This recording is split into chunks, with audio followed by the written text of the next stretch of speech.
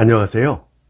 오늘은 특별히 김동인 작가의 연작소설 수정비둘기, 소녀의 노래, 수녀 세 편을 모두 낭독해 드릴게요. 구독과 알람 설정, 좋아요, 댓글 언제나 환영입니다. 이렇게 해주시면 저희가 채널을 운영하는데 큰 도움이 되겠습니다. 작가 소개 먼저 해드릴게요. 김동인 작가는 1900년 평양에서 태어났습니다. 1919년 주요한 전영택, 최승만, 김환 등과 함께 문학동인지 창조를 발간하면서 첫 작품 약한 자의 슬픔을 발표했죠. 1919년 3월에는 동생인 김동평의 3.1운동 경문을 써준 것이 발각돼서 출판법 위반 혐의로 3개월간 투옥되었습니다.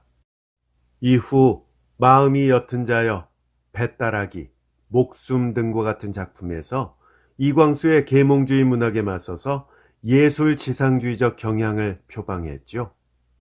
1925년에는 명문, 감자, 시골 황서방처럼 자연주의적 작품을 발표해서 문단의 주목을 받았습니다. 1955년에는 사상계사에서 그의 문학적 업적을 기려서 동인문학상을 지정했습니다. 김동인 작가는 여러 가지의 양식과 방법을 작품 속에서 실험해서 상당한 성과를 거두었는데요. 또한 신문학 초창기에 소설가의 독자성과 독창성을 강조해서 소설을 순수 예술의 경지로 끌어올리는데 공헌한 작가로 평가되고 있습니다. 김동인 작가의 수정비둘기, 소녀의 노래, 수녀 낭독해 드릴 건데요. 1930년 4월 매일신보에 차례로 실린 연작소설입니다. 저희 채널에서 연작소설 3편을 한꺼번에 소개하는 것은 이번이 처음입니다. 그럼 지금부터 만나보실까요? 수정비둘기. 그것은 사람의 마음을 끝없이 무겁게 하는 어떤 가을날이었다. 가슴을 파먹어 들어가는 무서운 병에 시달린 외로운 젊은이는 어떤 날 저녁 어떤 해안의 조그마한 도회의 거리를 일 없이 돌아다니고 있었다. 때는 바야흐로 저녁해가 바다에 잠기려 하는 황혼이었다. 죽음을 의미하는 불치의 병에 걸린 이 젊은이는 무거운 다리를 골목골목으로 끌고 있었다. 이렇게 일 없이 돌아다니던 젊은이는 어떤 집 문 앞에서 그 집 대문턱에 걸터 앉아 있는 소녀를 하나 보았다. 12~13살 난 소녀였다. 소녀는 젊은이를 쳐다보았다. 젊은이도 소녀를 내려다보았다. 소녀의 눈은 수정처럼 맑았다. 진주처럼 부드러웠다. 젊은이는 소녀에게 가까이 갔다. 너 몇 살이냐? 12살. 이름은? 영애. 병 때문에 감격히 쉬운 젊은이는 황혼에 빛나는 그 소녀의 맑고 아름다운 눈에 감격되었다. 젊은이는 지갑을 꺼내 소녀에게 얼마간 주려다가 그 맑은 소녀의 마음에 돈 때문에 사념이 생김을 저어하여 다시 지갑을 넣고 시계줄에서 수정으로 새긴 비둘기를 떼어서 소녀에게 주었다. 그리고 다시 무거운 다리를 끌고 그 자리를 떠났다. 길모퉁이를 돌아설 때 젊은이는 뜻하지 않게 또 돌아보았다. 소녀의 맑은 눈은 감사하다는 듯이 그의 뒤를 따르고 있었다. 이태가 지났다. 젊은이의 병은 차차 무거워졌다. 아무 친척도 없는 이 젊은이는 한 사람의 의사와 한 사람의 간호부와 한 사람의 노파를 데리고 이 해안에서 저 해안으로 고치지 못할 병을 행여나 고쳐볼까 하고 돌아다니고 있었다. 또 이태가 지났다. 여느 사람 같으면 벌써 저 세상으로 갔을 병이지만 그의 성심의 덕으로 아직까지 끌기는 끌었다. 끌기는 끌었지만 다시 회복될 가망은 없었다. 남쪽 해안, 임시로 지은 그의 요양소에서 그는 고요히 죽을 날을 기다리고 있었다. 그때부터 그는 때때로 4년 전 가을 어떤 작은 도회에서 본 황혼의 소녀의 눈을 환각으로 보았다.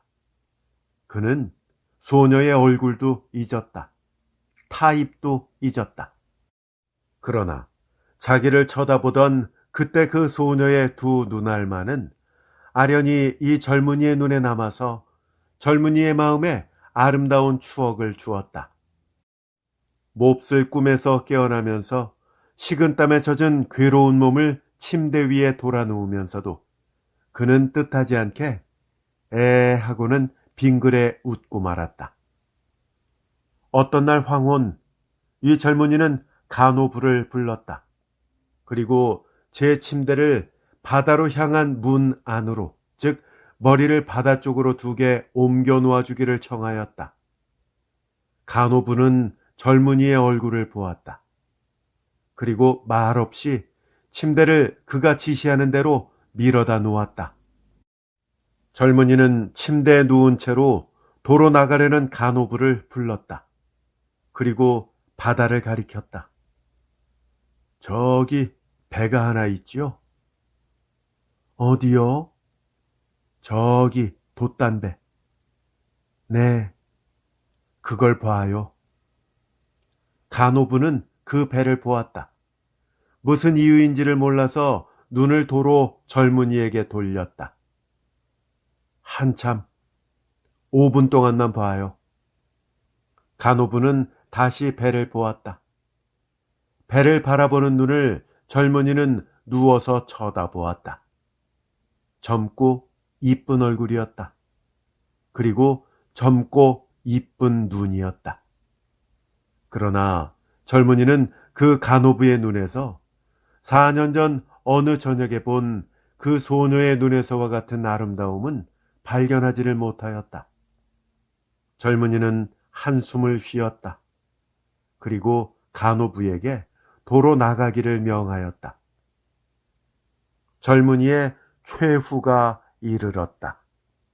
황혼의 해안, 천하가 붉게 물들어져 있었다.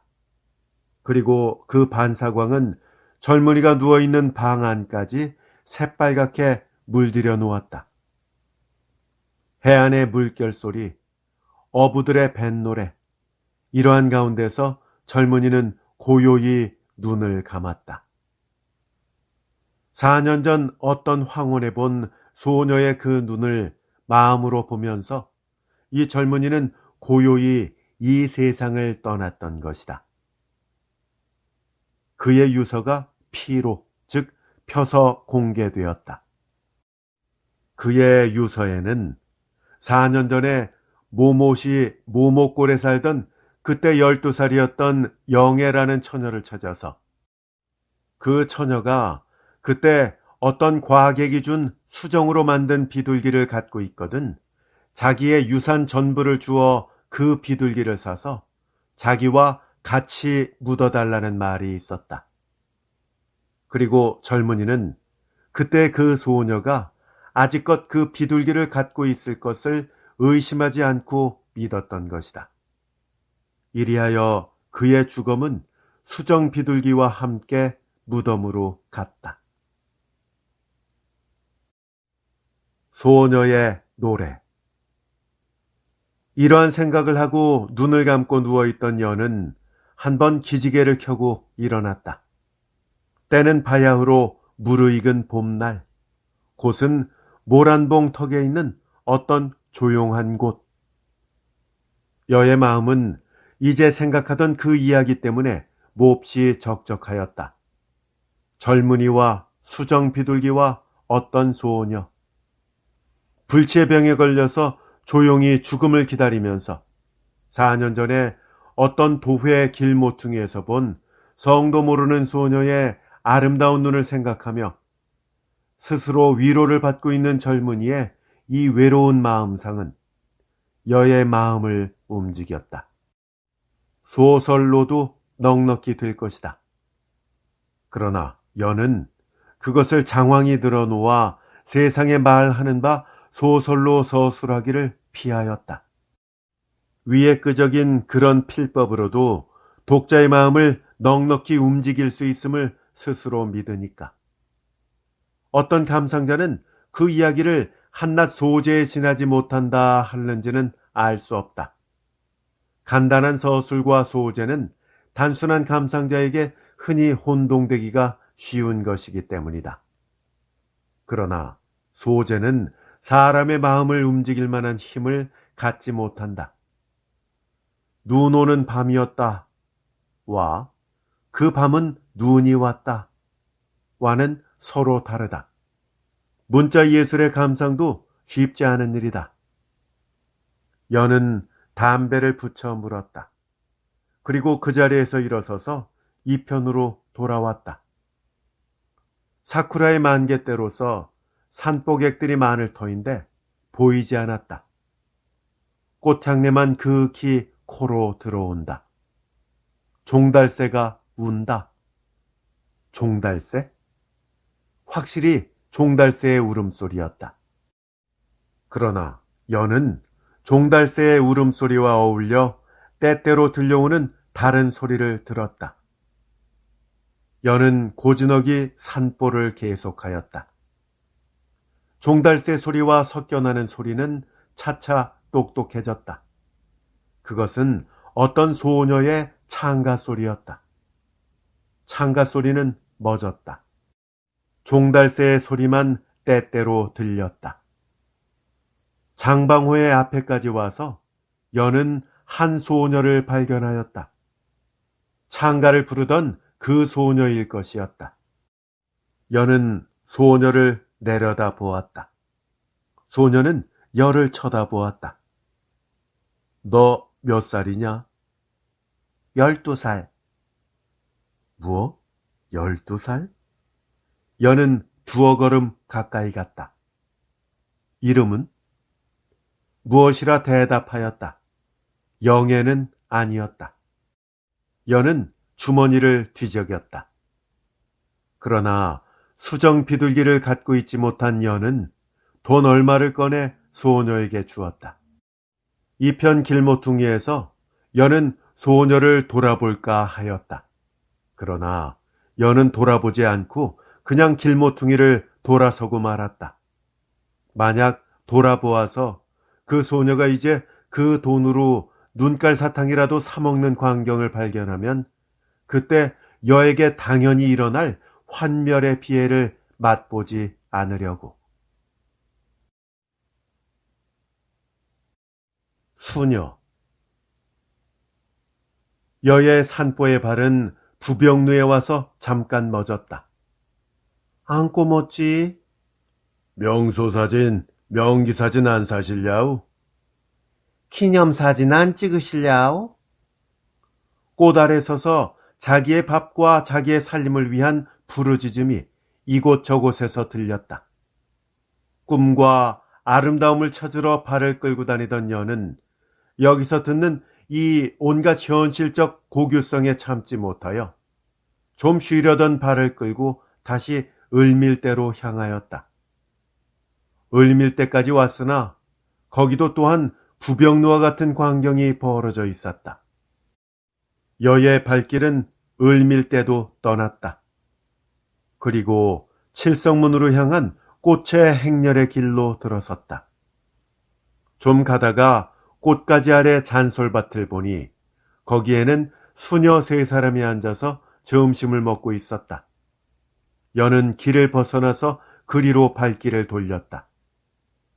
점심을 맛있게 먹고 있던 그들은 염치를 불구하고 자기에게 가까이 오는 이 사내에게 놀랐는지 제각기 점심 과자를 다시 종이에 싸고 말았다. 그리고 여를 쳐다보았다. 늙은 수녀 하나와 젊은 수녀 2사람이었다. 여는 그들의 눈에 당연히 일어날 노여움의 불길을 상상하였다. 그러나 뜻밖의 그들의 눈에는 아무 악의도 없었다. 자, 을밀대로 가지 하더니 셋이서 한꺼번에 일어서서 저편 꽃 아래로 갈 따름이었다. 봄바람은 그들을 성모 마리아의 품에서 꽃의 동산으로 끌어낸 것이었다. 여는 꽃 가운데로 사라져가는 그들의 뒷그림자를 바라보면서 월전에 신문에서 본 어떤 이야기를 생각해 보았다. 무대는 황해도 고을이었다. 어려서부터 하느님의 길에 발을 들여놓은 수녀 에스는 서른이 지난 지금까지 아직 이성이라 하는 것을 알지 못하는 순결한 처녀였다.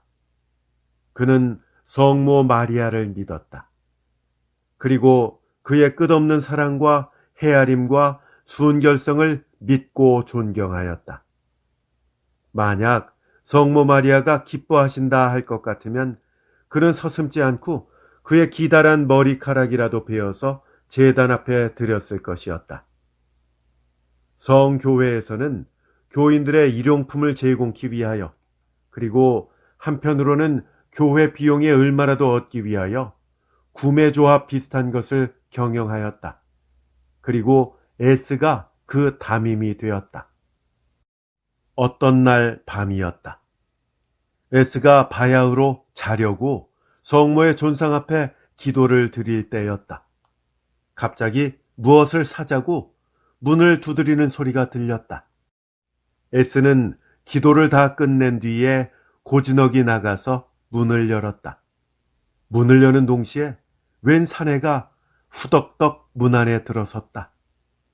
에스는 소리를 못 질렀다. 그리고 힘으로 그 사내를 도로 내밀려 하였다. 그러나 사내와 여편네 힘에는 차이가 있었다. 그는 몸을 와들와들 떨 뿐이었다. 왜 소리를 못 질렀던가?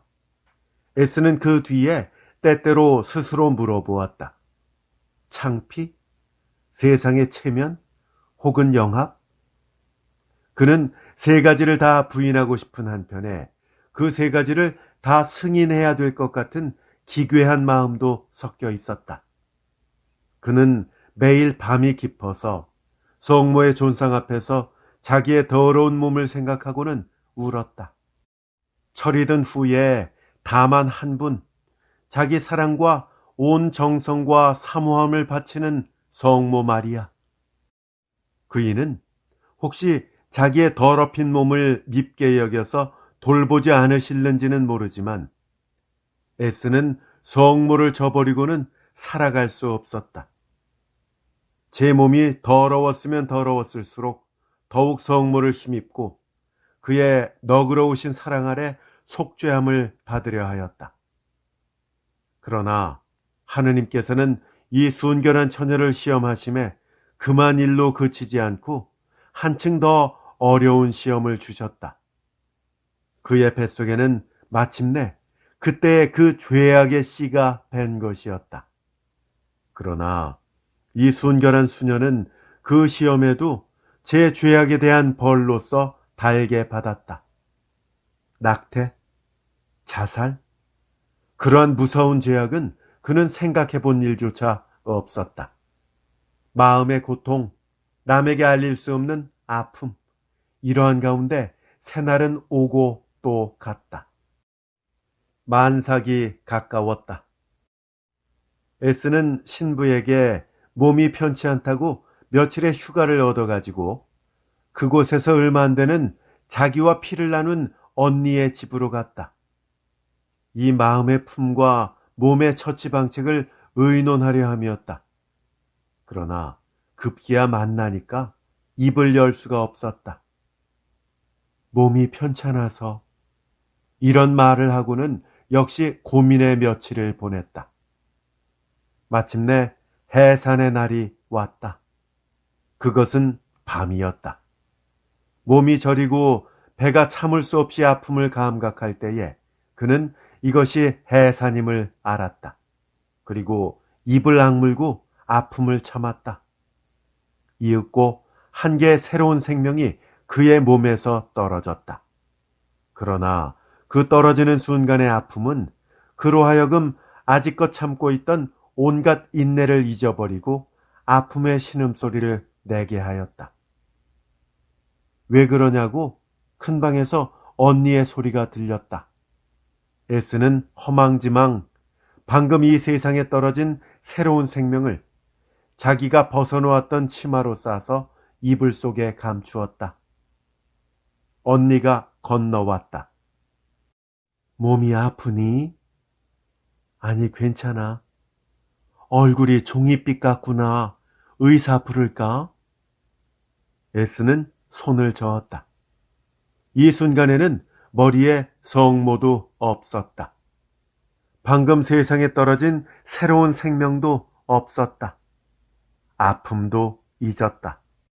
세상에 다시 없는 창피스러운 일을 해놓은 뒤에 그것을 남에게 알리지 않으려 함에 그는 온 힘을 썼다. 저 방에 건너가세요. 월수가. 언니는 아우의 머리를 만졌다.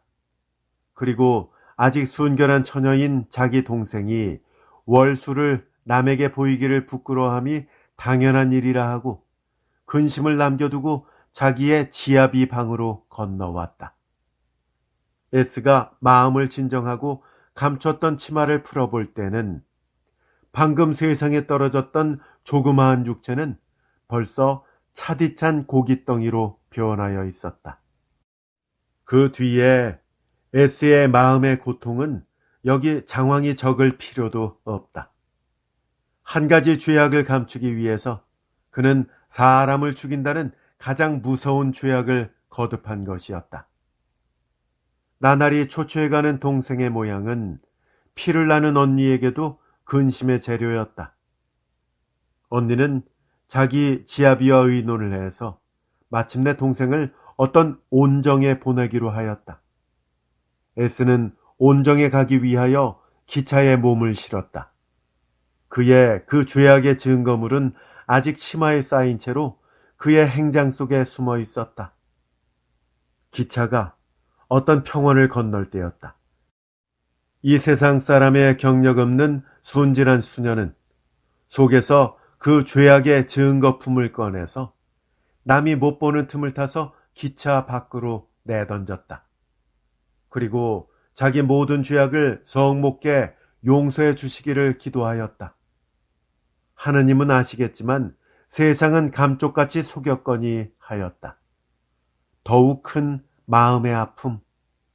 이러한 아래에서도 그는 세상을 속인 데 대해서 얼마만치 안심의 숨을 내쉬었다.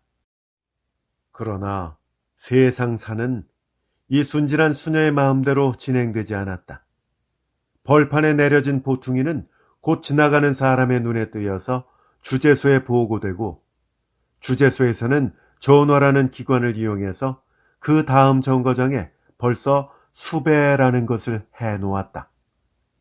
다음 정거장에 기차가 닿는 순간 세 사람의 순사가 기차에 뛰어올랐다. 그리고 그들은 여인들의 얼굴만 샅샅이 뒤지기 시작하였다. 가슴에 죄를 품고 있는 S는 눈을 지르감고 머리를 숙였다. 뚜거덕, 덜거덕 그들의 발소리는 각각으로 가까워온다. 죽음. 그것은 죽음보다도 더 괴로운 찰나였다. 눈을 지르감고 머리를 푹 수그리고 있지만 그의 마음의 눈은 그 순사들의 모양을 똑똑히 볼 수가 있었다. 그들의 발소리는 S의 앞까지 와서 잠깐 멎었다. 그러나 S가 마침내 참지 못하고 머리를 들려 할 때에 그들은 S를 지나가 버렸다. 입고 있는 수녀의 옷이 그들로 하여금 의심할 여지가 없게 한 것이었다. S의 눈에서는 눈물이 쏟아졌다. 그리고 자기가 지은 죄에 대하여 더욱 뉘우쳤다. 그는 저고리 소매로 눈물을 씻은 뒤에 머리를 조금 들었다. 그러나 그때 그의 조금 뒤에서는 뜻밖의 광경이 전개되었다. 순사들은 어떤 얼굴빛 좋지 못한 여인 하나를 붙들어 가지고 힐난하게 시작하였다. S는 무의식적으로 다시 머리를 묻었다. 이 순간 그의 눈과 귀는 온 감각을 잃어버렸다. 마치 장마 때의 바람소리 같은 기괴한 소리가 귀에 울릴 뿐이었다. 1시간? 2시간? 얼마를 지났는지 에스는 몰랐지만 에스는 마침내 머리를 들었다.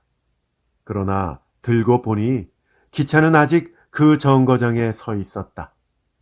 그에게는 1시간, 2시간 같이 보였지만 1분이 되지 못하는 짧은 시간이었다. 순사들은 안 내리려고 하는 그 여인을 끌었다. 좌우간 내려. 난 몰라요. 내려. 몰라요. 애 낳은 지 넉 달도 안 됐는데 또 아이를 낳을까?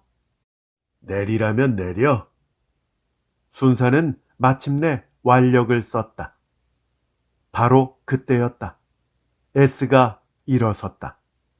그는 더 참을 수가 없었다. 더 볼 수가 없었던 것이다.